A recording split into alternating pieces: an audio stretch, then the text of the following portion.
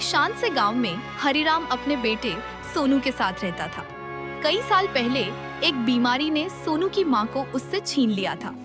तब से हरिराम ने ही माँ और बाप दोनों बनकर उसे पाला। उसकी बस एक ही इच्छा थी कि बड़ा होकर सोनू उसका सहारा बने। लेकिन सोनू का हाल अलग ही था। उसे काम से ज्यादा नींद और आराम पसंद था। एक दिन सुबह हरिराम ने आवाज लगाई, अरे सोनू, कब तक सोते रहोगे? दोपहर हो गई है। मैंने सुबह कहा था कि घर के बर्तन साफ कर देना, पर तुम हो कि उठते ही नहीं। सोनू आलस में अंगड़ाई लेते हुए बोला, अरे बाबूजी, अभी तो सुबह ही लग रही है। आप चिंता मत करो, मैं कर दूंगा काम। आप खेत पर जाइए, नहीं तो मालिक नाराज हो जाएगा।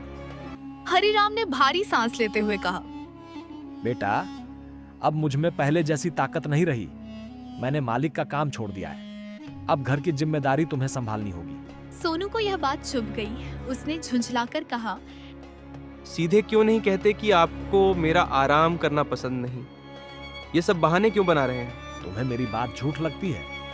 बाहर लोग ताने मारते हैं कि कैसा निकम्मा बेटा है। जिस दिन मैं नहीं रहूंगा उस दिन मेरी बात समझोगे। हरिराम की आंखें भर आईं। गुस्से में सोनू घर से निकल गया और गांव के पास जंगल में एक पेड़ के नीचे जाकर बैठ गया। सब मुझे ही दोष देते हैं। यह सोचते सोचते वह सो गया। तभी वहां से एक साधु गुजर रहे थे। उन्होंने सोनू को जगाया और बोले, अरे नौजवान, इतनी ताकत होते हुए भी दिन भर सोते रहते हो? जीवन का कोई उद्देश्य नहीं है क्या? सोनू झल्ला कर बोला, थोड़ा आराम कर लूं तो क्या हो जाएगा? आपको क्या परेशानी है? घर पर पिताजी डांटते हैं, अब आप भी आ गए। साधु शांत स्वर में बोले, मैं तुम्हारा भला चाहता हूँ, संभल जाओ, वरना बहुत बड़ी मुसीबत आने वाली है। लेकिन सोनू ने उनकी बात को अनसुना कर दिया। कुछ ही दिनों बाद हरिराम की तबीयत बहुत बिगड़ गई। घर में खाने तक के पैसे नहीं बचे थे। हरिराम ने कमजोर आवाज में कहा, बेटा, शायद मेरा समय आ गया है। याद रखना, मेहनत से बड़ा कोई काम नहीं होता। सोनू घबरा गया और उन्हें लेकर अस्पताल भागा। डॉक्टर ने कहा, इनकी हालत गंभीर है, तुरंत ऑपरेशन करना होगा। इसके लिए 50,000 रुपए लगेंगे। सोनू के पैरों तले जमीन खिसक गई। वह गांव के अमीर लोगों के पास मदद मांगने गया, पर किसी ने उसकी सहायता नहीं की। निराश होकर वह फिर उसी पेड़ के नीचे बैठकर रोने लगा। हे भगवान, मेरी मदद करो। तभी वही साधु उसके सामने प्रकट हुए।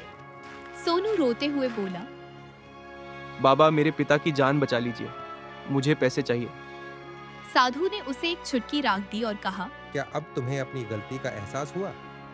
इसे ग्रहण करो। यह तुम्हें शक्ति देगी, पर असली ताकत तुम्हारी मेहनत होगी।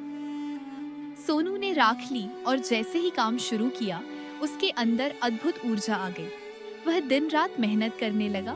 जंगल से लकड़ियां काटता, बाजार में बेचता। धीरे धीरे उसने काफी पैसे जमा कर लिए। फिर भी कुछ पैसे कम पड़ रहे थे तो वह एक जमींदार के पास गया। जमींदार ने शर्त रखी कि एक दिन में पूरा खेत जोतना होगा। सोनू ने बिना रुके मेहनत की। उसके हाथ छिल गए, शरीर थक गया, लेकिन उसने हार नहीं मानी। आखिरकार उसने काम पूरा कर लिया और पैसे ले लिए।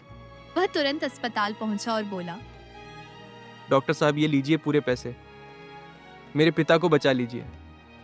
ऑपरेशन सफल रहा।